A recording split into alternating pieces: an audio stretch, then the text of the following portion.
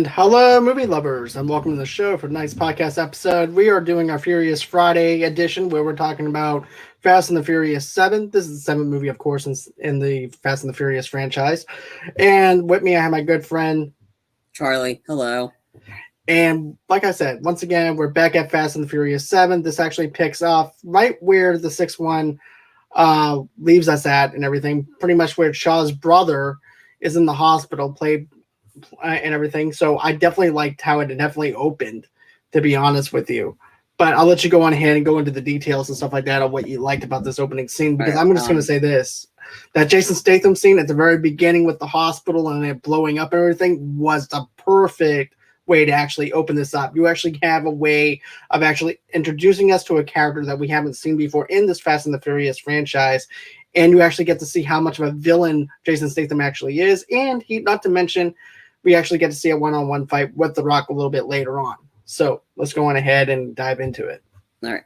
I love this opening. I think this is the way 6 ended with the post-credit scene with Jason Deckard Shaw. I mean, you got the perfect person to join this franchise to be the villain, and Jason Statham. I mean, Jason Statham, I'm a huge fan of his. Sean's a big fan of his. I love him. He's just great. He's just that guy. He's got that martial arts style. He's quick. He's not as big and bulky as The Rock, which made that fight, which we'll get into in a bit, that fight so cool.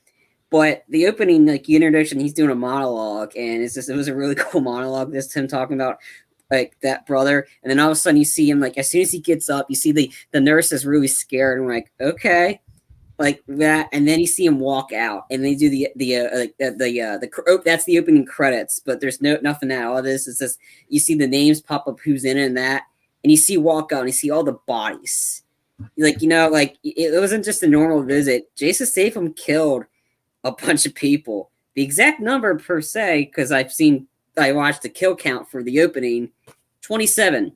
He killed 27 people, guards. Even again, he's just the nonchalant way as you see all the destruction and the fire everywhere. It's that just shows you who Jason Statham's character Deckard Shaw is, and he was a villain. God damn, he was a badass. He was just the epitome of a badass, and I think you got the perfect person to be him because you don't see Jason Statham play villains that often. I think the last movie I saw him play a villain in was a movie called Cellular with Chris Evans back in 2005. He played a villain in that. Chris Evans was in that. Kim Basinger, I think Jessica Biel was in it, and William H. Macy. But it's not your typical Jason Statham movie. But that was the only time I've seen him play a villain in a villain role for the whole movie, and that was in 2005. I think it was 2005. Well, what about War? What year did War come out? Because I know 2008. So he played a villainous role in 2008, but still that doesn't count before that. So I get what you're going with for and everything too. Yeah, I mean, I don't consider that a villain. I just figured he played somebody that betrayed somebody, but I don't know. It's it wasn't. You didn't find that out until the whole end of the movie. And spoiler, if you haven't seen that one, it's okay. It's got mainly you just watch it for Jet Li being a badass, but still, yeah, I think that in a true villain role, the whole movie is a villain. It'd definitely be 2005, which is 10 years gap between that and this is the one where you see him take over the villain, but just the nonchalant way walking through all the guards he's defeated and destroyed, and him going in the elevator, putting on the sunglasses. Well, before he takes out the sunglasses, he grabs the grenade, asks the doctor here, the guard here, hold this, and he pushes it, and he just walks out. You see more destruction. You see this tank car crash through the entrance of the hospital, death and destruction. And this is how they open in the movie. I think this is the best opening out of even better than the opening of the montage in the 6th movie, which was a really cool opening for what it did. But this one is the best opening easily because you get all of Jason Statham's character. This guy is a guy you don't want to F with, pretty much. Exactly. But you know what, though? My favorite part in that scene, and get this, you actually get to see the destruction of the hospital. You get to see the lights hanging off of it. The whole entire set piece is just amazing on how they filmed it. But the thing that really made me laugh was he goes on ahead, goes up to the front desk, and talks to them. Well, he just winds up telling them, don't let him die, and then walks off, and then you see the destruction of the hospital, the total mayhem that he left that hospital in shreds. And I'm like, okay, so everybody's dead. So there's no way for them to actually check on this guy to see if he's actually going to be alive or not. But I definitely. Oh, sorry, go ahead. But no, man, I definitely love that. I love that scene so much. To be honest with you, like I said, it gives you the idea of who they're dealing with. They're dealing with someone that's above their level, if you think about it. And wherever Jason is, that's exactly where he's going to be at. Yeah. He's always ahead of them. He's always ahead of the game. Yeah, in a sense. And go ahead. Sorry. No. Going ahead. I was about to say, and he leaves his brother, who's in a comatose state, a machine gun. He just puts his hand on the gun. He just leaves a gun just by Owen Shaw. He hands him a gun while he's in a comatose state. This thing, he's like, it's like the brother ain't gonna shoot. He's just holding the gun. He's in a comatose state. I just thought that sequence was so funny. Like he hands him a gun and then he walks out. To be honest with you, it'd be funny if his brother winds up waking up from the coma and he sees all these dead people around him, like, what the? And then he has the gun in his hand. But it reminds me of Hard to Kill a little bit with Steven Seagal. With Steven Seagal a little bit. The guy's in the coma. He has a gun in his hand. It's just, it's just great action, though, to be honest with you. Yeah.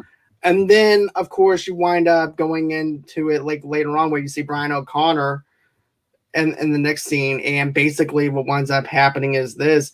He's a father now. He's not even in a regular sports car or anything like that. And he's with his son. So you get that father-son moment. But before that, you actually have Dom that's trying to show Mia. This is what I really liked. He's still trying to get Letty's memory back. And that's what I like the most, though, is like they didn't go right into it with her having her memory. Like I thought they would whenever I first saw the movie and everything at the theaters. I'm like, okay, are they going to go in here with Letty having her memory? Or is it going to be Dom trying to make her remember? And I like how they show us other stuff from the very first Fast and the Furious movie where you wind up having that whole entire setup where it's like, hey, remember this? This was Race Wars. And she said, wow. Is that how did we do that? I said, he goes, we invented it. And she goes, oh. And then all of a sudden she races and he tells her, hey, look, do not go above this RPMs because this guy's going to blow his whole entire car out. And then she winds up winning. And then you see a bunch of memories flooding through her as the crowd is going wild. And then you see Hector. Hector's back. And she winds up decking Hector. And it was just good to see Hector there for like the little 5 minutes scene that he had to show homage to the first Fast and the Furious film. But I like the little Easter egg, the little nod of the very first Fast and the Furious film, and Race Wars is still going on. So that's something that I really did appreciate and everything. It shows that they're back in their natural habitat. They're back at their home. They're a little bit more relaxed, they think. And he's just trying to help Letty get her memory back. And that's something that I really enjoyed about it. What about you, though? What worked for you in that scene? I mean, I liked it. I thought it was a really cool, I liked that they didn't give her memory back right off the bat. I liked that they kept building up like the whole time until the very end, which was really cool. I think it was really cool. I think there's a deleted scene in the Blu-ray, but there's a scene where she's in the hospital or something and Giselle finds her. Giselle finds Letty. I think I forgot the full scene, but she's the one that kind of helps Letty a little bit. I think this might have been before Shaw gets involved, like Owen before he finds her. But I definitely know there's a deleted scene of Giselle finding Letty and talking to Letty a little bit. But I just thought that. But anyway, going back to this sequence, yeah, I loved it. I thought it was a nod, even though I didn't care for the very first one that much. Find me on Twitter. It's fine. I can fight you all day on that one, but I didn't care for the first one. I mean, it was very. I watched it a while ago, but for the reviews, it just didn't. It's still cheesy today, but I like the nods to that they're going back because the last time Letty was in Race Wars was the very first movie, and she was a lot younger then than she is.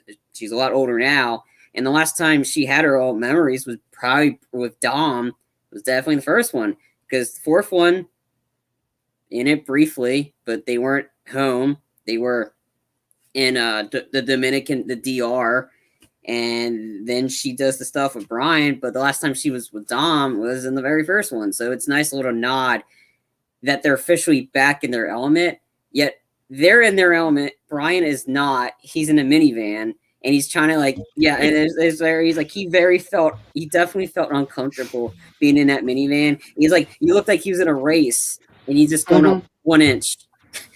And he goes, and he's like, and the lady's like, don't worry, you'll get used to it. And he's like, ugh, I hope not. Right. I love that whole entire thing. Now it's Brian trying to get used to being a father figure for Jack. And then also, too, I like how Jack is playing with his car. He goes, no, Jack, cars don't fly. And then that's a little nod to what's going to happen later on when they're going through each building in India. Yeah. And he goes, no, Dom, no, cars don't fly, Dom. Fly. So I thought that was actually pretty funny that he actually was telling Dom the same thing that he told his son Jack. Yeah. So I thought that was really really cool that they did a callback to that scene. Yeah. But before we get into that, of course, you wind up having Dom is over there. He's smiling over there over at Brian and Mia and everything, and he's thinking that everything is going to be A-okay and everything. And then, of course, that's when he winds up getting the call from Jason Statham's character and from Deckard. And that's when, of course, it was supposed to be a gift from Han. And it winds up being a bomb. And, of course, it destroys the whole entire house. Mm-hmm. And he has no idea who he's up against or anything like that. All he knows is Deckard is the villain from the last film's brother, and he's after him. And he doesn't have any clue at what he's dealing with. And also, too, there's also a scene, though, I think that's actually after this scene. I'm not 100% sure. But that's also the one-on-one fight between Jason Statham and The Rock. I believe it's before. Okay, yeah, because that's right. Because remember, he gets the files, and then that's when they go into this scene. Yeah. Go ahead, sorry. No, it's fine. I just want to make sure I got the scene right. Yeah, I believe it was before. Yeah, sorry. Go ahead. But yeah, he winds up sneaking over into Hobbs's office and everything, and starts hacking the computer. And he goes, "Listen, boy, if you do not get off my computer, I'm gonna break those thumbs in several different places that you're not where the sun's not gonna shine." And this is Shaw. Just 1 minute. And so, anyways, all of a sudden he gets out of the office and everything comes out of Hobbs's office, and then there's this big, huge scene that I really love, where this one-on-one battle between them against martial arts versus a human tank, pretty much, that outweighs him. And it was cool to actually see Dwayne "The Rock" Johnson try and tangle up with him and go toe-to-toe with Jason Statham to see what that would be like. And then also, too, I like how The Rock just goes on ahead and pretty much just picks him up and just body slams him down onto the glass coffee table. Mm-hmm. That scene was actually pretty cool. And then also, too, when him and Dwayne Johnson's girlfriend and everything, as a matter of fact, she was about to be pushed out the window, or Elena, his partner. Yeah, Elena gets pushed out the window, and all of a sudden he winds up turning into Batman from Batman Begins, and just goes on ahead and falls out out of the window and everything, and goes crashing onto the car. Yeah, and everything, and breaking their fall. And then that's, of course, when Deckard winds up stealing the files of every single person that was involved in Fast 6. So, great scene, great action scenes. I definitely love that. I love the chemistry back and forth between Statham and Dwayne "The Rock" Johnson. I thought that was really good. A great build up onto what we were going to be getting pretty soon. But overall, great. Go on ahead and give me your thoughts. I love that sequence. I mean, it's just like this, and because originally it just starts off like The Rock is like he just had a workout and he's like using the stamp, and Elena comes in there and goes, that guy, like, you were really underwhelmed by catching that guy. He just gave up. And he goes, "No, it's fine." Like I was like, I got to work on my stamping skills, and then Elena is like, and she says something, and he's like, "Woman, you're not going to tell me what to do." It's just the way he just says the word "woman," like, and then he gives Elena the letter recommendation, and that's when he gets out of the car, out of the car to give her the letter recommendation. So it was nice seeing her in this one briefly. And then again, in case anybody hasn't seen it, The Rock's not in this movie very long. However, the fact that he's not in it very long, he gets memorable moments, and that's what I really appreciate about this one. Because even though he's not in it that long, he's just a badass. Like that fight scene again was awesome. The camera angles too were great. Like that body slam you're wondering, John, that's his iconic move in the wrestling. Yeah, right. That's the people's. That was the rock bottom. And I thought that was a really cool note to get. He gave him the rock bottom. I thought that was really cool. And then just that whole action, that fight sequence, like the two of them going toe to toe with each other, awesome. And the fact that the Rock can't get him, who's going to be able to go toe to toe with Jason Statham? I mean, and this was what kind of starts, kind of like it's not in this one, but in Fast 8 kind of starts the riffing between the two of them, like, and that's what hence they get Hobbs and Shaw. We'll get into when we talk about Fast 8. I mean, that was one of the memorable moments, is because we get Hobbs and Shaw, and I think that was a great like spin-off movie. But the action sequence, that was great. And then when The Rock finds a gun and Elena gets in there, and then Jason Statham throws, like, no matter where Jason Statham goes, he always has some sort of explosive device on him, and he's just using it. Like he finds it or he has it on him. Like he just has this like explosive device. He chucks it, and that's what leads The Rock to like kind of shield Elena. And The Rock is pretty beat up after this one, and that hasn't happened to Hobbs the whole movie. Not allowed, let alone since Fast 5 on. He hasn't gotten beat up to the point where he can't get up, or he's in the hospital. And then so like he's in the hospital, and then you see the image of Han, and you see the image of Han on the computer. That's when then it goes right to then it goes right to the sequence where the house blows up, and that's when Elena finds Dom. I think because The Rock's been in a coma. I think he's been unconscious for a while, and the first thing Hobbs says is, "Get me Dom," and that's what leads Vin Diesel like meeting up with Hobbs in the hospital, and then we get to meet Hobbs' little girl. I love the little girl's scene, to be honest. He kicked your ass. He goes, he kicked your ass. He goes, no, honey, I think he got that He's wrong. on a lot of drugs. He's on a lot of drugs. He's on a lot of drugs, honey. It didn't happen that way.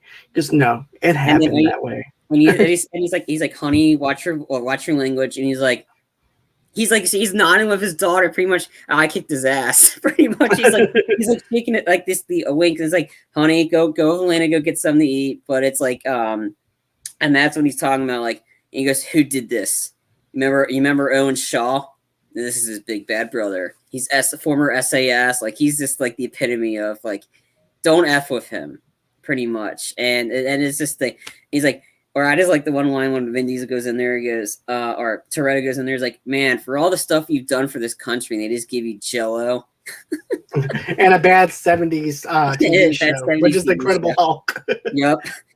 Which he ends up doing later on with when he busts out of the cast. Daddy's got to go to work, and we'll get in that. But we'll get into that. I love that moment. It's like he just busts out of the cast, and he's like just working out his hand and stuff. But yeah, that was pretty much Hobbs is telling him, don't do it, don't go after him.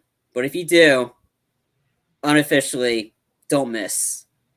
Exactly. And then of course this is also too where we wind up seeing at Han's funeral and everything.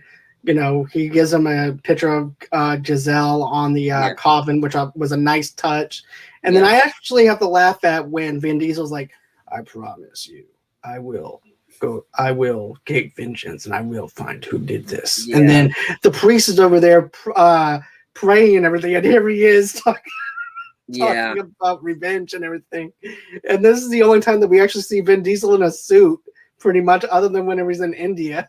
Everything Pretty else much. is, Yeah. but it's just funny though, just seeing that. And then of course you see Decker going near the funeral and everything. And then of course, and I also like this where you have the members. It kind of reminds me of Nightmare on Elm Street, where they have a funeral for someone that passes away because of they passed away in their sleep because Freddy killed them, and they're afraid to go to sleep.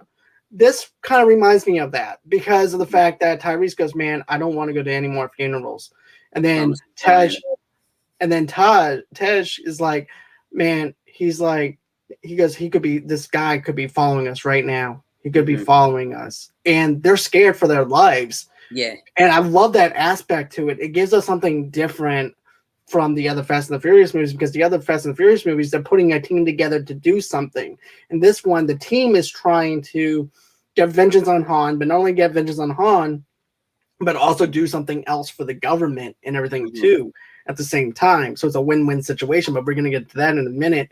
Yeah. But, you know, I definitely liked how that scene is set up. And then all of a sudden you see Dom going into his muscle car and going full throttle, trying to catch up with Decker. And then next thing you know, it during the speed race and everything, Decker and him go play a game of chicken. And they wind up, instead of them missing each other or whatever, they just collide because that's how much tension is built up with these two.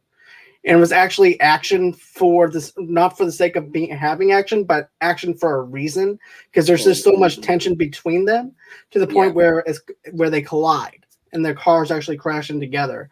And then, of course, that's when, you know, Decker winds up having a gun, and then Vin winds up having a sledgehammer. And he goes, really? You brought a sledgehammer to a gunfight?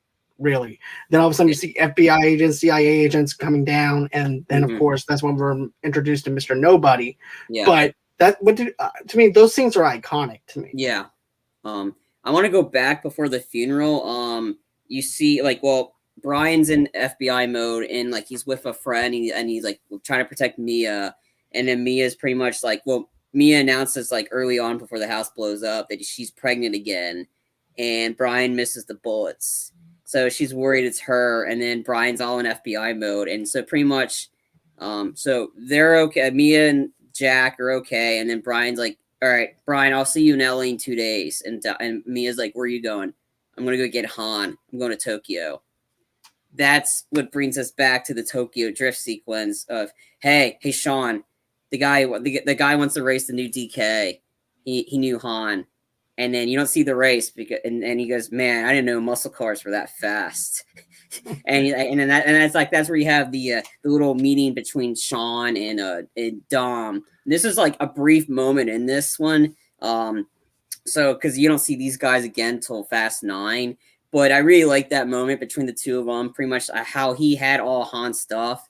He had the photo of Giselle, and Dom's like, "Yeah, Giselle," and then he's just staring at it, and you guys, "Oh, it was also this," and this is the necklace, the cross necklace, which is the iconic one, which we'll find out what the real meaning for it all this time later on. But yeah, I like that moment that they're going back to that. I mean, for James Wan, this is the first movie I saw of his that wasn't a horror movie. I thought he did a great job with the action sequence, with the story, and especially how they had to do everything with the untimely death of Paul Walker. They had so much writing on this. They executed everything perfectly of how they did it. And I really appreciate him doing this. I think he did a much better job taking over for a movie than F. Gary Gray did for Fast 8. And I'll get into that when we discuss Fast 8. But I like that moment where Dom's like, he's going to Tokyo, which makes sense. That they're filling in, like, it wasn't just a one-time, like, oh, okay, Vin Diesel's saving the franchise, which you can find in our not-so-great review of Fast and Furious Presents Tokyo Drift, which is a.k.a. the Fast and Furious 1, just Tokyo style. But anyway, I like that moment. And then, of course, when, like, the funeral sequence where Brian's like, yeah, there's only one more funeral, his, which is, it's kind of sad that he says one more funeral, because unfortunately it wasn't Deckard, it was unfortunately his, which is such a shame, because I think that's what this franchise is definitely missing, is him. But it's like, how is like Muscle Car and Skinny Car, when they collide on each other, it's like there's no way both of them are going to survive that one twice. And big car, muscle car versus like import. Muscle wins every time, and yet Jason Statham came out fine. Vin Diesel came out limping a little bit with the sledgehammer, and then Deckard's like, "What? You think this is going to be a street fight?" And that's when Mr. Nobody's crew showed up, and this was the introduction to Kurt Russell's Mr. Nobody, and I was like, once I saw him in it, I knew he was in it. I was like, dude, this was awesome. Like Kurt Russell's just so great. I thought he was fantastic in this movie as Mr. Nobody. Me too. Especially the moment where we get to later on, where he went full badass and everybody, which I'll have some questions. Like we'll get to when we get to that portion, but he was great in this. Like he was funny in a movie that had a lot of tension with it. He was the kind of comic relief. He's like, man, I read your file, and man, it's not as just detailed. It's an entertainment, and like he's like, he knew exactly what type of beer he drank. That's creepy. Well, that just goes to show you how much control the government has over things, where they know the type of drink that they had. But my favorite thing, I love Kurt Russell in this movie. This is a movie that's set up for him. It's like Snake Plissken as a CIA agent, and he's taking him underneath his wing. And I liked how he goes, you know what? I could use a beer. What about you? He goes, yeah.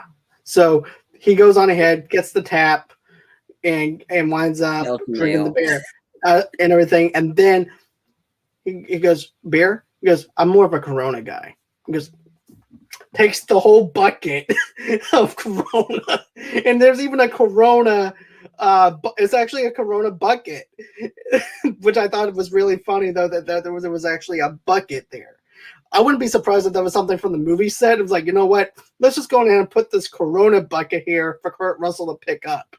But, you know, he winds up picking up the Corona bucket and everything and starts drinking the beer. Then he winds up telling him, look, we know you want Deckard. We know that's who you want. But in order for you to get Deckard, you have to do something for us in return. You have to get this eye in the sky. I forgot what it's actually called. God's eye. God's eye. But yeah, we want you to go ahead and get God's eye. But in return, you can go on ahead and get Deckard. So you get two birds for one stone. You help us, we help you. And then you can tell at that point, Dom is like, should I do this or shouldn't I do this? And then he's like, you know, I'll do it, but there's only one condition. I need my team. He goes, I thought you would say that. That's why I'm bringing them in. And next thing you know, you see them bringing them in and everything. And then Tyrese opens up his big mouth. He winds up saying, this is my favorite thing that he winds up doing in the meeting. He winds up telling them, you know what? I'm tired of everyone making the plans. I want to make some plans too. I'm the leader. I want to be the leader this time. He goes, okay, what do you want to do? He goes, okay, let's go in this area right here. Well, that area is highly secure. No one's going to wind up, you're not going to even survive that or anything like that. That's actually somewhere that you don't want to go. Because they're not going to hit us in that direction. And then you see Mr. Nobody goes, I like your line of thinking. I really like your line of thinking. And that's actually true. He goes, I hate to say it, but he's right. No one's going to think about striking over there. And then all of a sudden you see Robin, I told you, this is why I need to be the leader. But go on ahead. Yeah, I thought that was funny. It's like, I mean, there's some moments of Roman where I just wish he just shuts up, like, because he's kind of ruining the movie a little bit. Like that one was funny, and I gotta say, the second in chief Shepard, he did absolutely jack shit this whole movie. All he did is run his mouth like he's the big tough guy. And what happened to you? And that's right, you got killed pretty easily. Yeah, seriously, like he just talked the talk, but he couldn't walk the walk. I'm like, geez, like no wonder why Mr. Nobody had to find a second person. Anyway, but one part I want to make, like before we continue on, I want to mention, like after Race Wars, Letty's going to her gravestone, and then Dom wants to destroy the gravestone, and Letty kind of leaves Dom. Like there's like, I love you, Dom, but I'm sorry, I gotta go. And not only that, but I loved the whole entire thing where Dom still has that sledgehammer. Yeah. and everything. And there's the gravestone of when she died, and he was about to destroy it. She goes, "No, Dom, don't destroy it, because this is actually the day that I had died. This is the day that I lost my memory. This is the day that Letty died. Yeah. And all those moments that we had together. Yeah. I can't look at. I see that twinkling in your eye, and I can't give you that. I can't give you those memories that you had of me. It's just something I can't do." And then she winds up going away for a little bit in the film. Yeah. I just want to mention that because we'll mention Lady comes back because Mr. Nobody finds her because your whole team is complete. But like I said, we're gonna do it right here. Well, I think first Roman's talking about and he's like, "Man, Roman, you haven't taken down anything." And then Brian's like, "Well, he did take down No Knees Denise and Prom." He goes, "We're going there, Brian." Yeah, we're going there. And he is the two because the first time he got him was in Fast 5. Was when they're in the after he got infiltrated the police area. And he goes, "Hey, man, Brian, I'm a better special agent than you are." And he goes, "It depends on and he goes, "Depends on your definition or special or whatever." So he gets Roman with that one. And then so it's just the second little nab on Roman that Brian gets on him. But I thought that was really funny. I thought that was actually funny though too. It's kind of like a callback to Too Fast, Too Furious about their dates that they used to have. Yeah, and things like that as well. Right. When he riffs on him for being like, he's like, "Oh, I'm a better special agent than you are, Brian." He's like, "Nope." He's like, "It depends on your definition of word special." Right. But then after that winds up happening, like I said, with God's Eye, and we didn't go into a little bit of detail of what God's Eye is. It's basically a computer program that uses digital devices to track down a person and save its creator, a hacker. And then, of course, the hacker that's in charge of all this is a hacker named Ramsey, who gets introduced into this film, and then she's in the next set of films afterwards and everything. So she becomes part of the family. So I don't got friends. I got family. But I like the interaction after Mr. Nobody tells, "Hey, well, I don't know what your decision is, but I just told you all this highly sensitive information, so I don't know what you want to do here, because I shouldn't have told you this if you didn't want to do it." I just thought that was a little kind of a funny thing. And then of course Dom's going to say yes, and then and he goes and he's like, and then Roman's like, "All right, how do you plan to get there, Tej?" I actually got something from this. See, that's what good leaders do. Delegate. Leader. You see what I did? I delegated. I did that. That's what a good leader does. You see that? That's what I do. Yeah. And then we see how much of his leadership skills is, because he doesn't even know what Tej is planning. No. Because that's when they wind up. Of course, we see them talking back and forth and everything too. In this dark room, we don't know what's being taken place. We know they're in cars, but we don't know exactly what's happening. And then all of a sudden, you see the hangar of this huge airplane hangar just drops open, and then all of a sudden, you see Roman go, "No, no, no." Yeah, I thought it was funny because Tej knew it, because he's playing a video game of them, like with the cars flying in there, but I like when Letty shows back up and he's like, "Can you ride?" And he goes, "Yeah." And he goes, and then the real leader, Dom, he's telling Brian, "I'm gonna need all that suspension." And he goes, "Tej, I'm gonna need the demon love child between that muscle car and that other car," which I thought was a little kind of funny homage to his Triple X days, where he's like, when he tells the smart guy, like the tech, hey tech boy, "I want you to put all of this in this car," and it was all those guns and stuff. So I thought it was a nice little homage to the Triple X movies. "I need all of that in this car." He goes, "This time's not all about just being fast." And he's like, "Hey Roman, you scared?" "No." "Yeah, you are. That's why I put some extra diapers in your thing." And then he's like, everybody's like, he's scared. And then it's like, and then that's when you see, this is when the movies start getting like to the ridiculous, but this would actually kind of worked. It didn't seem as ridiculous. It was intense, and then of course they all fly out like nothing wrong, and he's like, "Hey Roman, come on, talk to me, man." Roman's still on the plane. He's like, it's guided by GPS, and everybody's kind of riffing on Roman. And he goes, Tej, you know what to do. Yep. Sorry, man, I'm letting you down. They pushed. No, man, no. We got this. Me and the pilot, we're gonna watch it from above. We got this, man. Don't worry about it. We got it. And just go on ahead, do what you have to do, and I'll be fine. Me and the pilot, we're gonna be just fine, just watching you guys. And then, of course, that's when Tej winds up opening the parachute and ejecting him out of the plane. And he's hitting the brake on this car. No, he's screaming.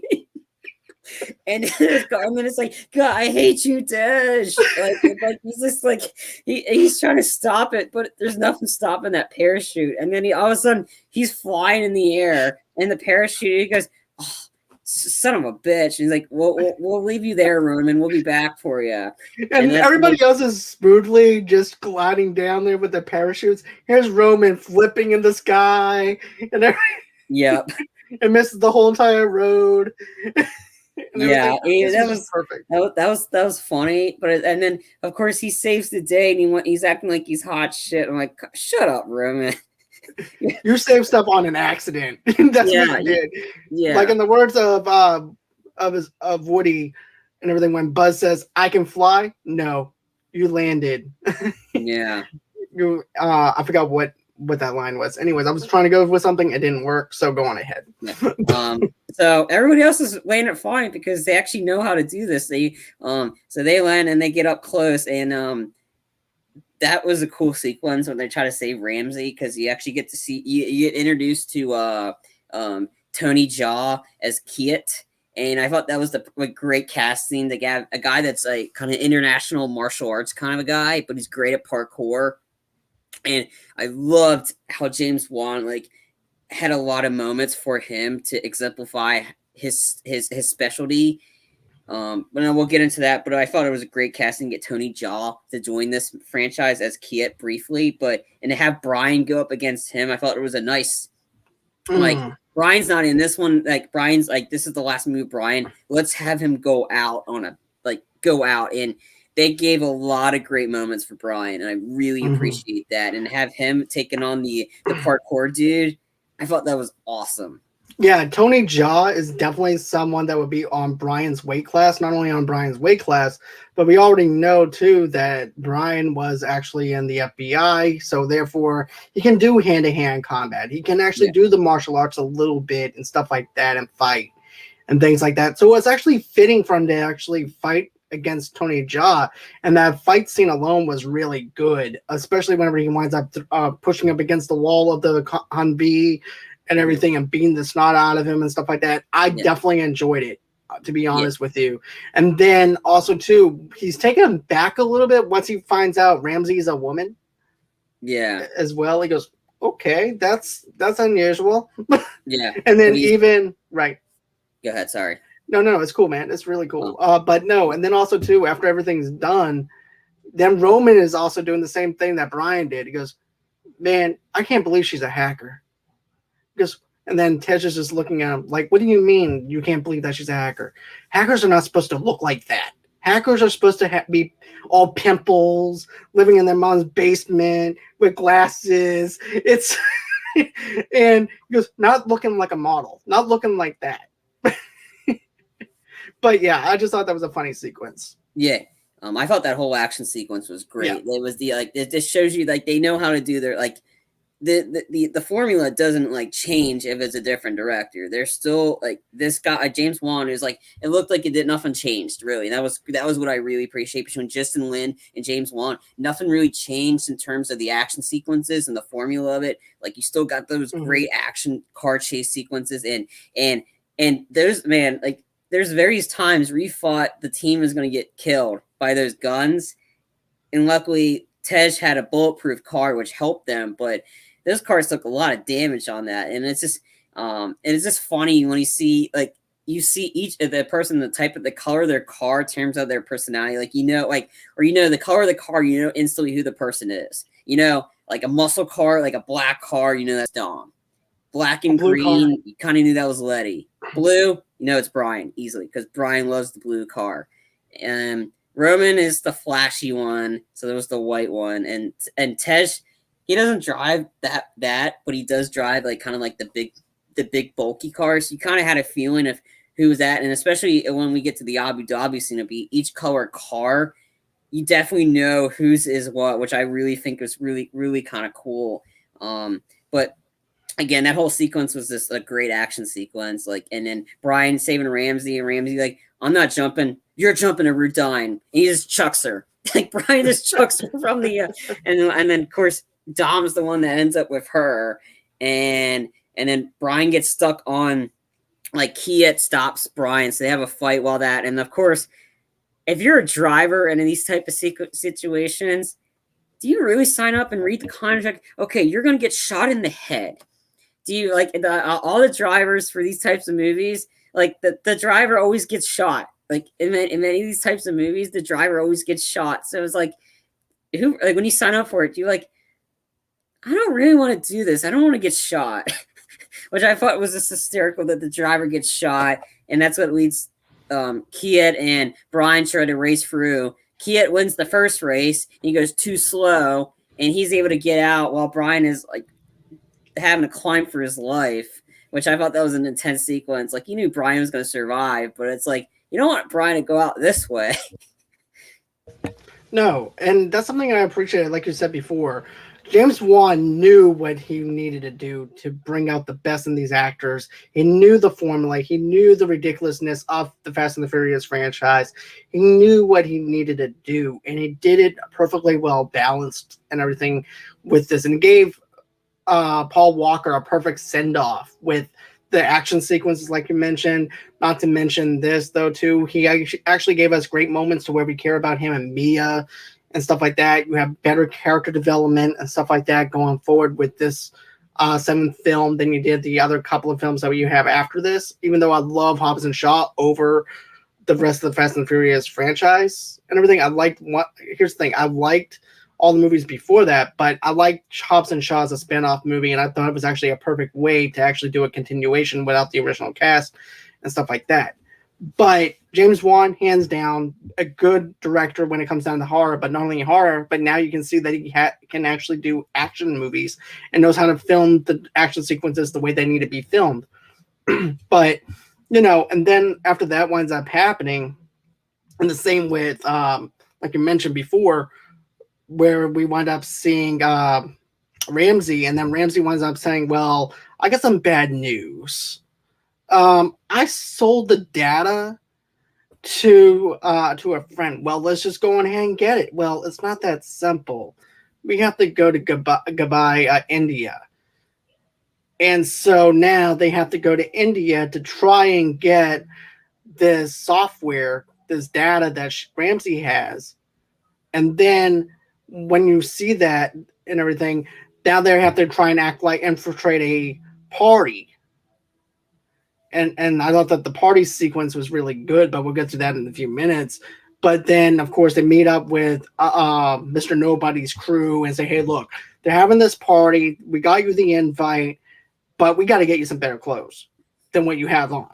Because otherwise they're going to tell that you're a tourist pretty much, and you're there for the party. And then, of course, we see Ronda Rousey in this movie. This is at the peak of her career as a UFC fighter, trying to enter into the world of acting and stuff like that. And I even said it before, and I'll say it now. Ronda Rousey is not the best actress or anything like that.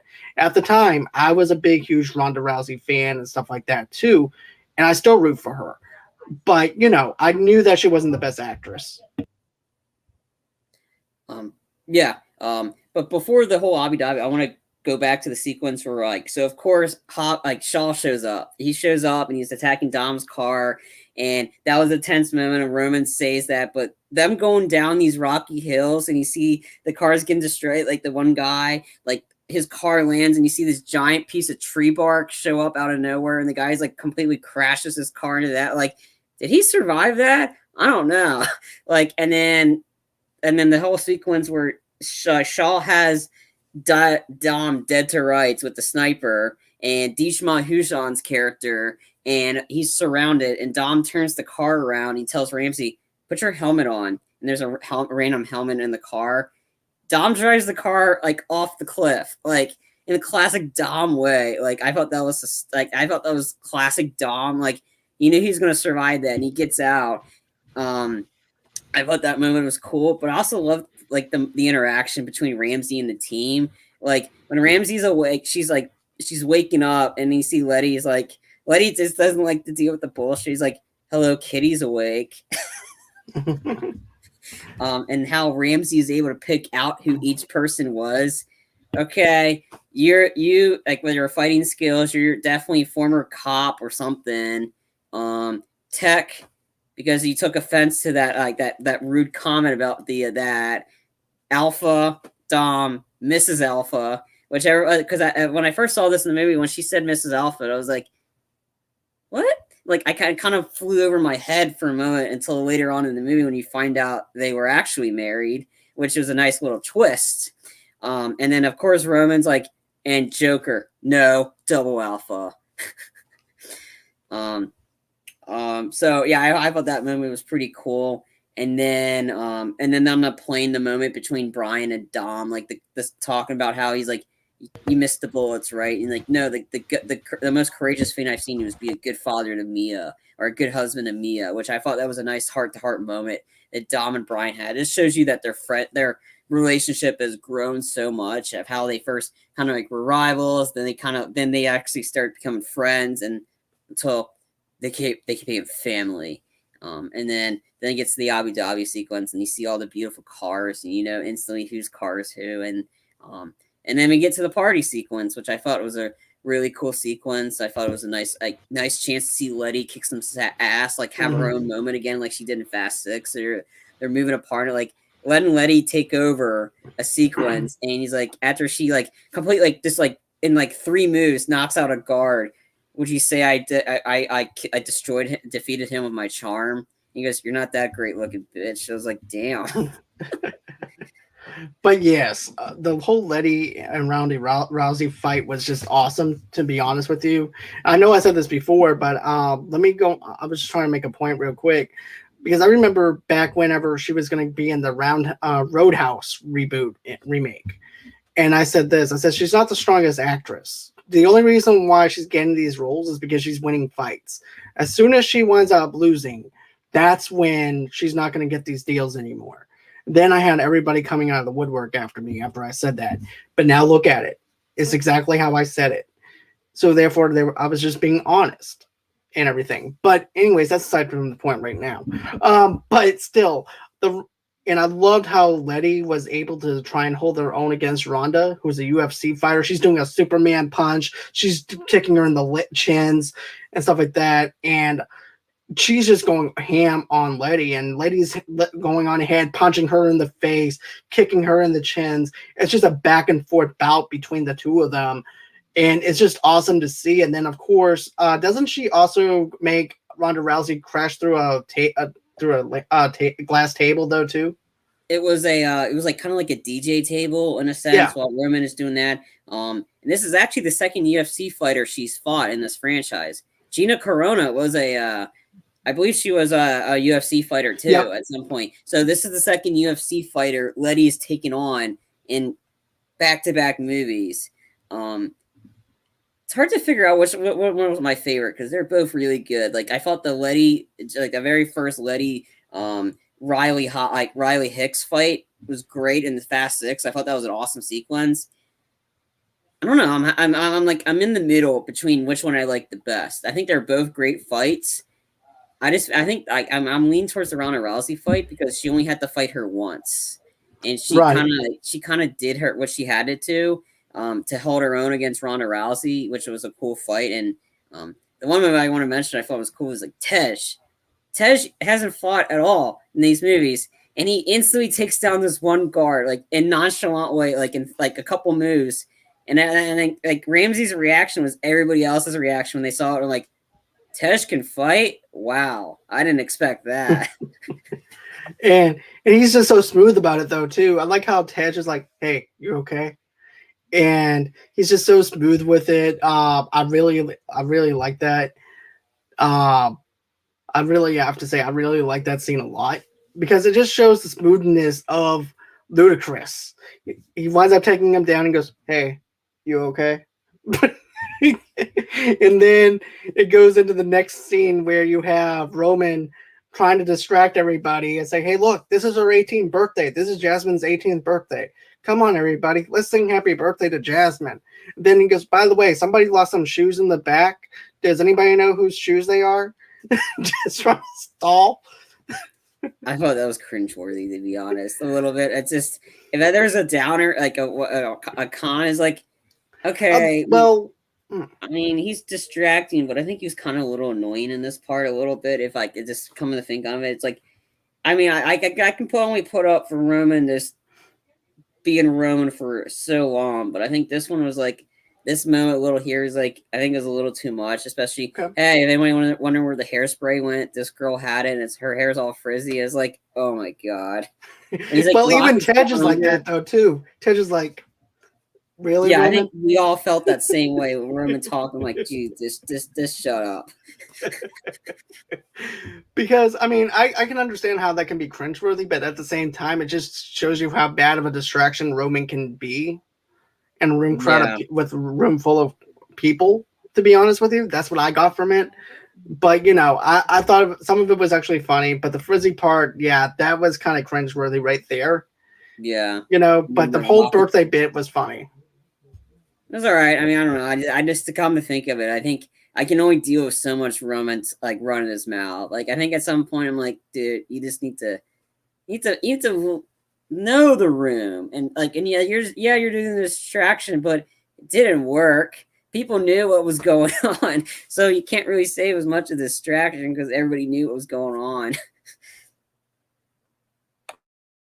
But yeah, and then after that, we wind up seeing Dom and Brian inside this other room with this Lamborghini.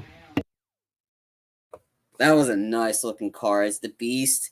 And they kept the Beast locked up, and there's like disrespect. Like, so they're looking for the chip, and then Dom's holding this thing up, like Dom can. Brian's looking for it. He's like, "You got this, right?" And because he didn't want the thing getting crushed on him, so they couldn't find it in there underneath. So they get in the car, and they because like the guards know what's going on. They drive the Beast, and that's literally what the ride's called, the Beast, out of the garage, and now of course Deckard Shaw shows up, and he comes out with this awesome machine gun with grenade launchers, and he's like, and he sees them, he's shooting at them, then beating up a bunch of guards, and then shooting them again. I'm like, this just shows you like just how much of a badass Deckard is. Definitely. And then of course, you know, at this point, as the garage is actually trying to shut, this is also the scene that I was telling you about. Dom, cars don't fly. Cars don't fly, Dom. Yeah. And this is the comparing it. This you can say this is kind of like the Mission Impossible franchise in which they go ridiculous. The only difference is Tom Cruise would climb that building. Dom and Brian crashed through 3 buildings and one big kind of like not a swoop motion, but that's the difference between the two. Tom Cruise would climb that building. Dom and the team would crash through it and destroy that building. That's really the big difference between the two franchises. But yeah, so they're and then luckily Brian finds it. And Deckard's just looking at him like, oh my God, like what do I got to do to defeat these guys? And Brian gets the drive, and then Dom looks at him and he kind of looks perturbed. He goes, still missed the bullets, Brian. So they get the God's Eye. They go to the guy's garage, and Mr. Nobody looks pissed at first, and he goes, Dom, I thought we had an agreement here about the nonchalant. But anyway, if anybody's wondering, the Beast is destroyed. Beast got destroyed from like high up. Brakes don't work. I'm like, for a car called the Beast, your brakes in the car sure do suck. For a car to be called the Beast and you don't have any brakes, what's the point? Exactly. And then also too, I liked how they crashed into the one building with all the Chinese artifacts and stuff like that, and they just ride through it, and then all of a sudden they have to try and stop it, like you said, and then there's the brakes, and of course there's no brakes in the car, so therefore they have to hurry up, jump out of it, and then of course that's when everybody's just looking at them, and then it cuts into the next scene where it's basically just going going down several buildings, and all of a sudden it just crashes down to the ground. And then once we get back into the hangar where Mr. Nobody is and everything, this was makes me laugh. He goes, "Really? I sent you? Don't you know the difference between secretive operation, stealth?" And he goes, "You guys went through 2 buildings," and then Brian goes, "It was actually 3." 3 buildings. And he goes, well, Dom's like, sometimes you got to deal with the hand you're dealt. That's why I like to be the dealer. That just shows you this thing, this how Kurt Russell just interjects, like he's like the smart ass. He always interjects, and that's why I think this role was perfect for him. And then once the guy leaves, off the record, Dom, great job.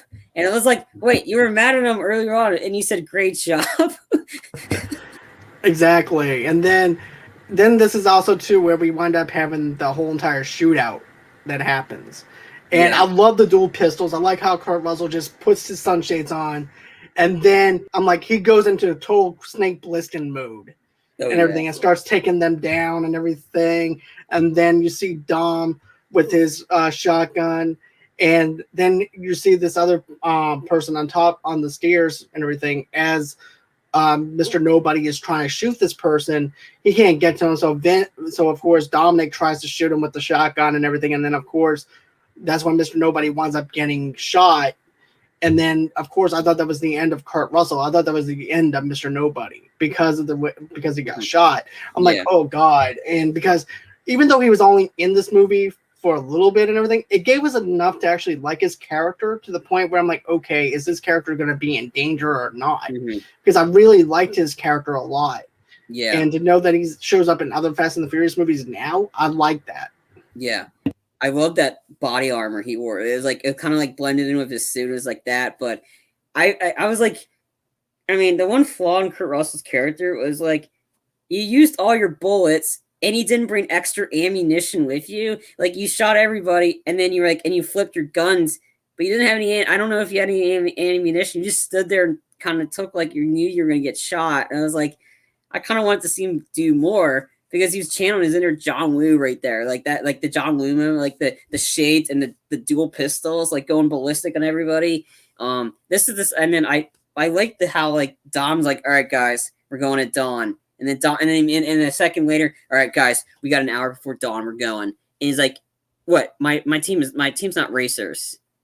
I'm a killer. I'm killing this." And Brian's like, "I knew he was gonna. I told you he was gonna say that, right? Because he knew when Dom's going, Brian was gonna show up in that moment." Which I just like. You just know, Brian knows Dom way too much. Like he knew he was gonna go without him, but. And it seems like that was really a trap. Like Decker really wanted them to find them like that. And he's eating this whatever dinner he's eating, and he's nonchalant and just like bites the pin off a grenade. Like it's like not many people would do that. Like Decker just pulls the pin out of the grenade nonchalant. And I thought that was like the friends of my friends, or my like the enemy, like whatever. And he goes, I have lots of friends, and he ends up it turns out he's working tentatively with like the Digimon Hushan character and his team, and they get completely ambushed. And this is where I told you Shepard's he's just a waste of a character. He's just talking like all tough. He's like the guy Lewis from Rambo. He's all tough, but he doesn't do jack shit this whole movie. And that's what he did. He just talked tough, and he gets shot right off the bat. He's like the first guy getting shot. And of course, he had God's Eye with him. Because of course you do. Like maybe not, may want to keep it in a car because there's a chance you get shot and you put it in the hands of the enemies. The goal is not to give a device and put it in the hands of the enemies. Come on, this is Spycraft 101. Did you miss that class or whatever? But yeah, I love the Kurt Russell moment. It was nice seeing him be like in such a short role, be a badass with it like that. I felt that, and then him surviving with the armor is like, oh, I'm already prepared. You think I was gonna go in there naked? Like he has that nice body armor, which I thought was really cool. And that's when Brian and Dom's like, all right, we gotta take this to the streets of LA. We gotta do this on our terms because we can't trust anybody to get the job done. We gotta do it ourselves because of course. Right, because this is also making them feel a little bit safer in their own environment, because taking them into other areas puts them at a risk of being killed. So at least in putting them in the streets of LA, they feel a little bit safer. They have a little bit more of a safer environment compared to where they would be at if they didn't. So I can understand why they did that. And then, of course, I love the bad guy who wants God's eye. I love him as an actor because the very first time that I saw that actor, he was actually in Never Back Down. That's where I first saw that actor. And then, of course, he was in A Quiet Place 2 recently and a couple of other movies. When he shows up, he always brings his A game with him, no matter what movie he's in. But then, of course, you know, we wind up seeing other stuff that winds up happening. I'm going to let you break it down, though. Okay. So the team's breaking it down. You see it's Dom, Letty, and the team, and Ramsey. Like, okay, so they got God's eye. And so Dom's like, all right, we're going to play hot potato with Ramsey. And she's like, wait, what? Yeah, because she's the only one that can manually hack God's eye. So they got to keep and the thing is you can't just hack it. You got to wait till it gets close to you to hack it. So essentially you got to be into the fire in order to cool off the fire in a sense. And she's like, wait, what? So Brian and them, so Brian, Letty, Tej, and Roman, they're the ones playing hot potato Ramsey. I thought this was like, when I first saw that, I thought this was hysterical because, oh my God, are they seriously going to be playing hot potato with cars while dealing with that God's eye? And then Don's like, all right, I got Shaw because of course he's going to get Shaw. And then Letty's like, why am I afraid that I'm never going to see you again? So she gives her the necklace and I'm like, the necklace shows up. Is there a meaning to it? We'll get to it in just a bit. And then that's when you see them get ready and you see Brian having the conversation with Mia. And I thought this was a really great moment between for Brian and Mia to have this conversation. Was this was a great moment before all hell broke loose. Right, because he winds up calling Mia, and this is when he winds up saying to her, if I don't come back or anything, I love you. I'm not going for verbatim or anything. No. Yeah, that's the gist of it. Yeah. Right. But then Mia said, don't talk like that. Talk like that. You're going to talk to me the next day. Yeah. And then that's when he goes, give Jack a kiss for me and a hug for me. And that was actually, to me, saying Paul Walker's saying goodbye. Pretty much. Yeah. That was his goodbye to Mia for one last time, in a sense. Not playing as Brian, but playing as Paul Walker. Yeah.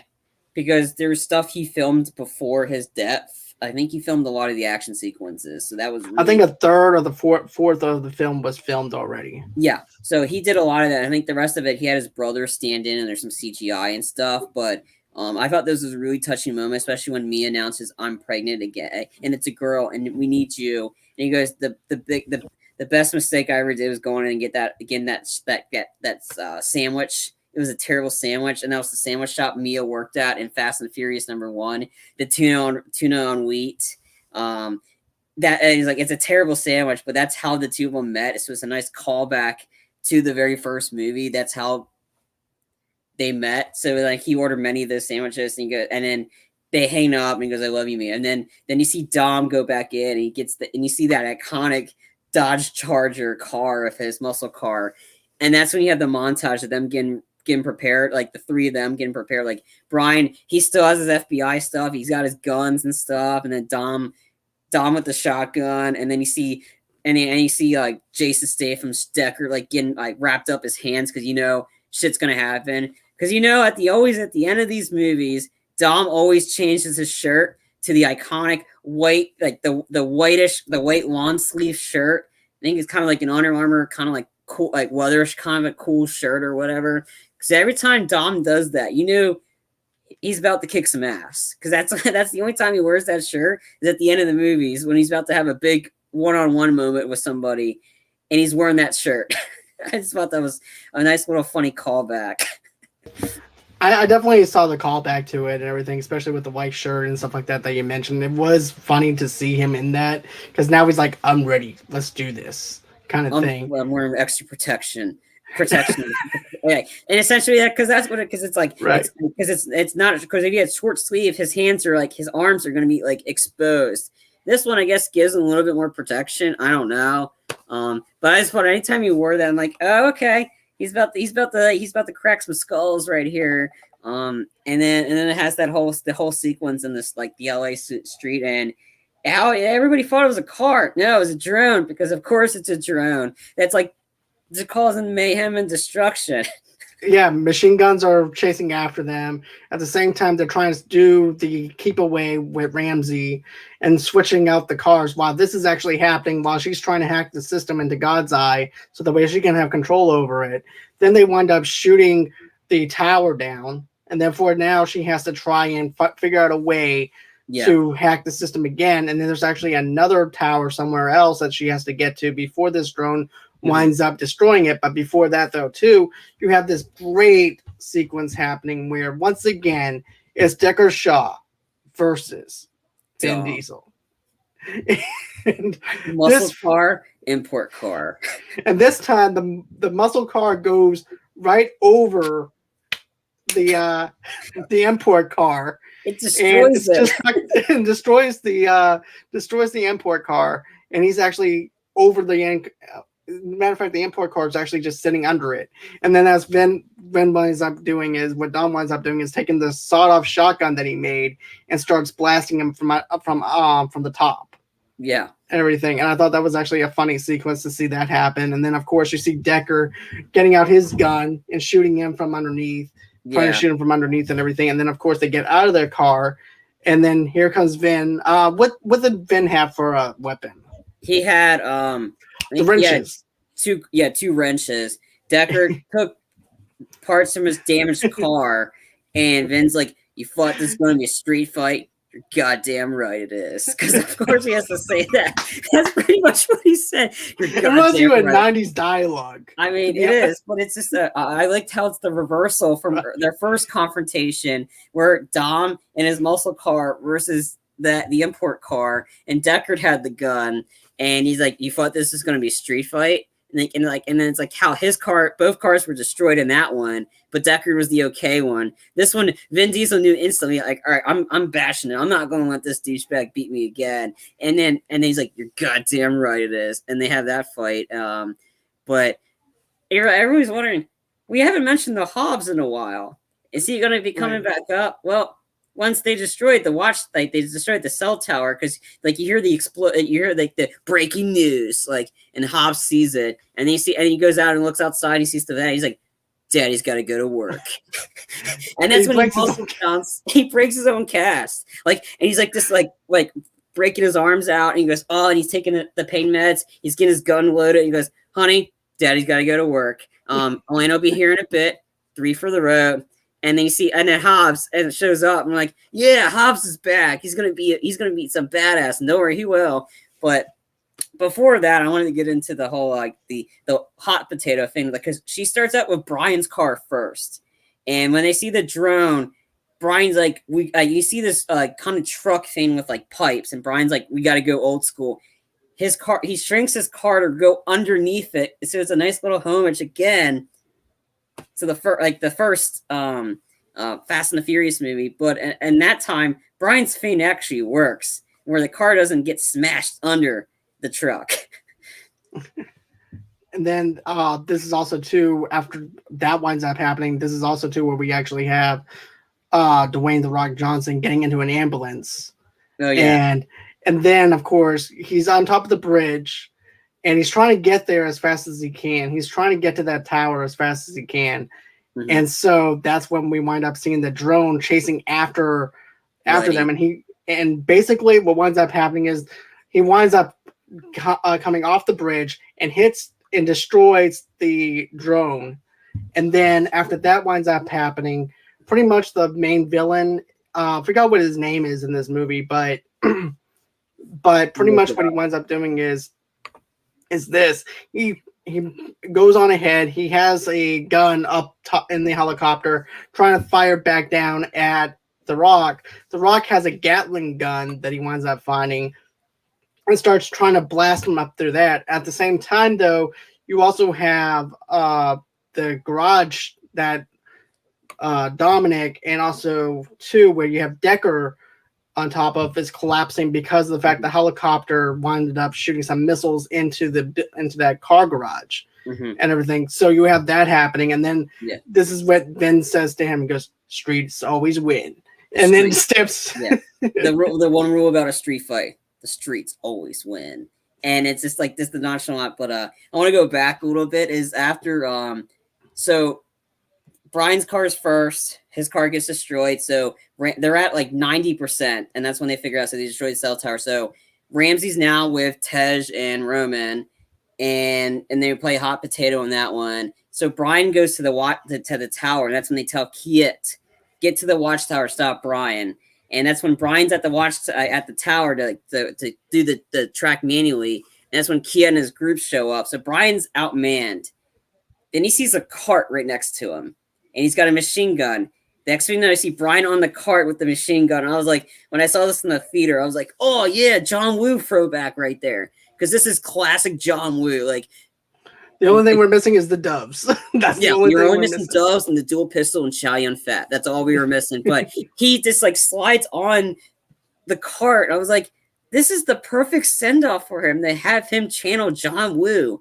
And I thought that's so cool that they did that, to have him be the one that did it. And so Brian rides the car and he gets under and he's running up. And then you see Kiet, which is Tony Jaa, do parkour. You see instant parkour. And and he's able to get up there before Brian. It's like, yep, you're definitely channeling each person's skill set. And that's what Tony Jaa does. He does parkour. And the two of them have a fight. This time Brian wins because he's about to get whacked on by, like, get smashed on by something, but Brian puts on like a clip on like Kiet's like his vest, and he kicks this giant wheel thing, and Kiet goes down the elevator shaft, and Brian yells "too slow," which I thought was a nice little funny. Brian gets his revenge, and so the hack happens, and that's when he's like, "What? God damn it!" I think his name is Moses Jakua or something. So Moses is all pissed off, and all he says that whole time is like, "Damn it, shit, and what?" Like, because he can't do anything. And then while that happens, is like that's when the Rock, like, so Letty is with Ramsey now. Letty's car is almost destroyed pretty much, and he goes, and that's when the Rock shows up in the ambulance, and he goes. He shows up in the ambulance and he double taps the drone. I thought that was hysterical. He's like, "Sir, someone just double tapped our drone." And he goes, and then that's when he picks up the drone's Gatling gun. And Letty's like, "Hey, all right, did you bring the cavalry? Woman, I am the cavalry." The cavalry. Of course you are. It turns into Terminator 2 all of a sudden with the Gatling gun. He's going down the tunnel with the Gatling gun, and he's just going ballistic, screaming like, "Arr!" Like, it's just like, I thought that was sequence, but I thought the Dom Statham fight was great. Like the Deckard fall, I thought that was an intense fight scene. Like the two of them were like evenly matched. I thought that was a great fight scene. I was glad they didn't kill Deckard because I thought he died, but I was glad they didn't kill him because I want to see The Rock fight him again at some point. But because The Rock's like, the only thing that's keeping me from you is 10,000 feet of concrete because he's in like underground prison. But yeah, I thought that was a great fight scene. And of course, because it wouldn't be a Fast and the Furious movie if Dom wasn't in doing some ridiculous stunt. So it reminds me of, to be honest with you, this stunt reminds me of a Hot Wheels set that I used to have as a kid. Yeah. Basically, you know what I'm talking about, the racetrack with the upside down thing, and then the in track. This is what it reminds me of because he takes leftover pieces from the garage and has this little ledge that he can actually jump the car over, and then of course drop the bombs that he finds inside the car, and he winds up in Decker's car and puts it in his car. Then what he does is he hydroplanes up over that and goes straight to the helicopter. And at first you think that he misses it because the helicopter moves over just a little bit and he kind of skis it. Yeah. And then, of course, that's when Moses winds up seeing the hand grenades. And you see Dwayne Johnson from a far distance with his iconic gun, shoots it like 3 or 4 times, and the grenades blow up. So that helicopter's destroyed. Dom hits the tip of his car, hits the top of this like thing, and then he crashes. Because of course he does. Dom always he always puts himself in very precarious situations. You're like, all right, this is it. This is where he's finally gonna gone. And nope, and then this leads to like the moment by Letty where Letty reveals she remembers everything. And that's that. And it's like the perfect moment that they did it was how they ended. Like the whole build up is like, is she gonna get her memories back? Is she gonna get it? She gets it, and then the big reveal is, especially that night we got married in Dominican Republic. Everybody's like, wait, what? They got married, and Right. the ring was the necklace. The necklace was the wedding ring because Dom didn't have a ring. He goes, Father, can you bless this for me? And he winds up blessing it. And next thing you know, that's their wedding ring, and that gets passed back and forth between them two. Everybody. Yeah. It's been passed on everybody. So does that Pretty mean much. does that mean it's like it is? Never mind, I'm not going there. I don't know. Hey, it's okay. It's family. Oh my god. I'm sorry, I had to do it. Right. I wasn't going to go there, but since everybody's wearing the ring, I guess everybody's now married to Dominic Toretto. But I don't know. I mean, it's I like, don't know. I think the only one that really wore it was Elena. It's like Deckard had it as evidence. Not Deckard, Owen. Deckard chucked it into the fire. Then Dom got it back because Sean Boswell had it. So I guess he's married to Dom. Oh my god. Okay, we're not going down this rabbit hole. It's family tree here. It's the ancestry.org. But anyway, so yeah, that wedding ring went everywhere because everybody's like, what's the whole iconic moment of that? Now we know. And right. And then of course Dom wakes up and goes, it's about damn time. Okay. Because remember, Paul Walker's trying to do CPR. He's moving Letty out of the way. And Letty winds up opening up. And then Letty's trying to tell him, look, Dom, I remember everything. It came to me like a flood all through the night. And I got my memories back. And then Dom opens up his eyes. It's about time. It's about damn time. I'm like... So then after that, we go into this beach scene, which I thought was really good. This is the part that I wind up in the feels, and this is the part where you wind up seeing me cry my eyes out. Because, you know, they're joking around about Ramsey, about how her body looks and everything between Tej and him. And then Tej is like, Roman, be quiet for a minute. Look what's in front of you. Yeah. Because and he goes, isn't that just beautiful? And it just shows a clip. As a matter of fact, I'm actually getting goosebumps just talking about it. But, and he goes, this is just the way that he needs to be. He's where he's at. And it's just like at peace at knowing that Brian is okay. He's going to be stepping away from this life. This life is no longer for him. And also saying their goodbyes to Paul Walker for one last time. Yeah. And then you wind up seeing the iconic scene of Finn driving away, and then Brian comes in, a sparkly Brian comes in because of the CGI. But still, I'm not trying to make fun of it because no. Because this is actually the part where we wind up getting hit even harder. It's like, I'm not crying, you're crying. Are you crying? No, I'm crying, kind of thing. And he goes, hey, you're going to go leave me without saying goodbye? And it was like Paul was like saying, are you going to leave me, Paul Walker, without saying goodbye to me, Vin Diesel? Then, after everything we've been through? That's what I got out of it. Yeah. This is the part I was worried about the whole time when I saw this in theaters. How are they going to write his character off? I really thought they were going to kill him off, honestly. I thought this was the perfect way they wrote him off. And I thought it was like, this was an intense scene. Because I liked Paul Walker a lot, and I thought he was great in these roles. I don't care if he's typecast as Brian O'Connor, he was great in it. And I think he was going to keep going as long as he had to. As long as this franchise was going, he was going to be part of it. He said he was going to do it for 11 films or 10 films. At least. They already had a plan. There the whole ride. And I think this is what these movies are missing him. Like, I definitely liked, 8 was okay. There's moments of 8 I really liked, and there's parts I didn't care for. I thought the director wasn't in his element. I'll definitely put him that. I'll own up to that, though, too. I didn't care for 8 that much. I mean, I own it, but I liked elements of it. We'll get into that in our 8th one. I like 9 a lot better than 8 because you got Justin Lin back. You got a guy that's been with the franchise for that.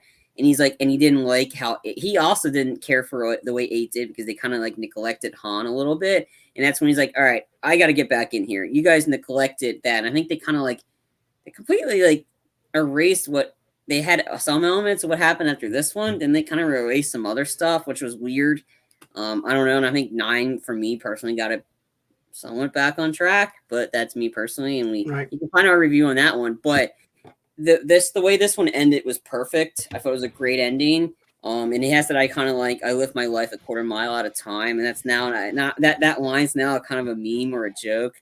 Like in America the Motion Picture, which is a hilarious, historically inaccurate animated movie. They make fun of the Fast and the Furious franchise, and instead of race horse, it's horse wars, and all the horses are decked out in Fast and the Furious gear. And the Paul Revere character, he lives his life a quarter mule at a time. So if you haven't, yeah. So anyway, this one I thought it was a great ending. I thought it was like the great send off, and it was like just the end to this movie, and it was like, oh, this movie is just awesome. It's definitely. I think I have this one a lot higher. In fact, like I have this like it's right up there with Fast 5, but I think I have this one a slight edge over it because the action sequences were just so good in this movie. I mean, don't get me wrong, Fast 5 is awesome. If you haven't seen Fast 5, watch it. It's got great sequences and introduces the Rock's character in that. And Fast 6 is decent too. The In Memoriam for Paul Walker was great. Yes. And that makes you, and then also too, the song that they have at the end tears you up and everything. Here's the thing. I don't cry whenever that song's on the radio, but whenever I see that playing on the movie, I get teary-eyed. I mean, I get emotional with it. But I was about to, but I didn't cry on that one. That's okay. It's fine. Say I don't have a soul, whatever. Come on, bring it at me. I knew this was coming. But I thought it was a touching moment for what they did. I thought it was a great send-off because I was worried they're just going to kill Paul Walker off. And I did not want that to be the case. Right. It's like, I mean, I thought this is like, sometimes when they're writing off a character, some people do it really badly. This one did not.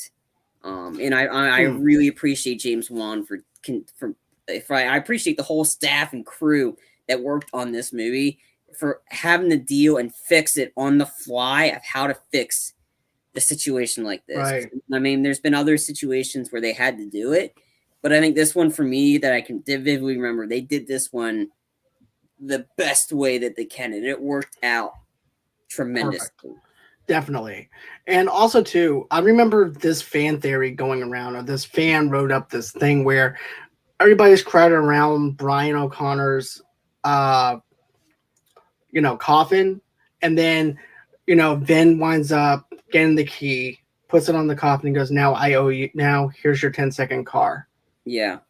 And then he walks off, and then all of a sudden Vin Diesel looks back at the coffin and the key is gone.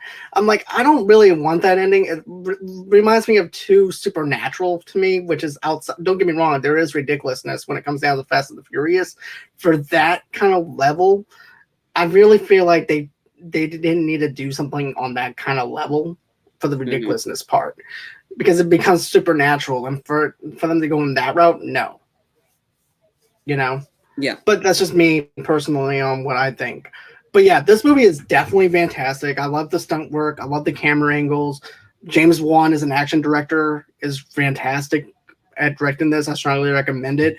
Yeah, I do have a slight edge over this one over Fast 5 myself. So therefore, we do have that in common as far as this rating goes. But yeah, my final thoughts is if you haven't seen Furious 7 or anything, check it out. It's a great time at the renting it at Redbox or buying it on Blu-ray. I strongly recommend it. Is there any other final thoughts that you want to mention, or is that pretty much everything? That's about it. I just know we got two more Fast movies to get through. Fast 8, again, we'll get into the details of that. There's parts I liked, parts I didn't. I think it's and then Hobbs, right? And then Hobbs and Shaw, which is a spin-off movie, which is just a great, like, it doesn't take itself seriously, and that's the whole point. And it's got the two guys that hate each other, and they're just bantering back like this, doing one-offs on each other. And we'll mention that because Fast 8 gives us that moment to allow the spin-off to happen. And we'll get into that when we discuss Fast 8. But 2 more Fast and Furious movies to go, and then we're done with the franchise for now. And then we get to do other stuff. Exactly. So, guys, that's gonna be it for our show. But guess what? I just want to, Charlie and I want to go ahead and thank you guys for making us the number one podcast show on Good Pods, and our ranking is at number one right now. We couldn't do this without you. Whenever I got the news today that we were number one, I just put my phone down. I was just shocked and humbled at the same time to know that we have some great fans that will actually listen to our content, love our content, and know that how passionate we are about doing what we do. And even though it's like an hour show or whatever, we're having a good time doing it. Mhm. And just seeing the outcome and the people that love our show means so much to me. And I know that you have some words that you want to probably say though as well. I jokingly the three of us, we did a Rambo review. I jokingly said the reason we got number one is because they liked our reaction. So we had to say to one of the people that one of the ways somebody got killed in Rambo, he got tomahawked into fire.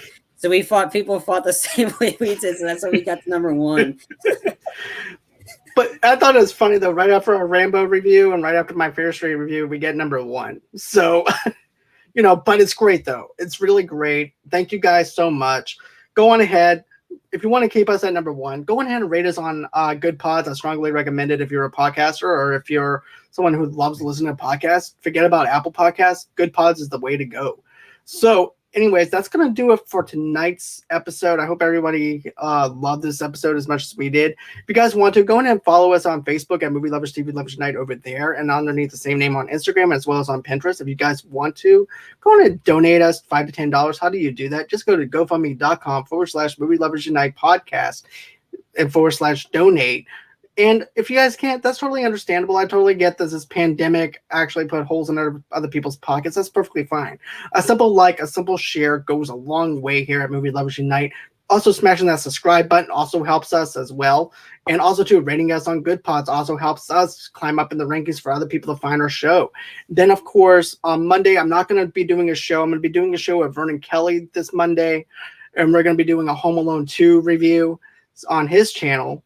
And then after that, we have some other stuff planned out throughout the week, I think. If not, we're going to plan some stuff out. And, go ahead and check out the Facebook page for further announcements. And also, too, maybe on Twitter as well at Movie Lovers Unit. And then, of course, if you want to get an audio-only podcast episode of our show and many things that we do have Movie Lovers Unite, just go ahead. We get that wherever you guys get your podcast from. Then, of course, if you're a sponsor or would like to reach out to us, just go ahead, email me at movielovesunite@gmail.com. And that's everywhere that you guys can go ahead and follow me and send me a message and everything. Thank you again, guys. We do appreciate everything that you guys have done for us and making us number one. And always until next time, guys, it's been fun. It's been real. I can't wait to do this again and have a great night. Thank you, Charlie, for joining me as always. And bye-bye.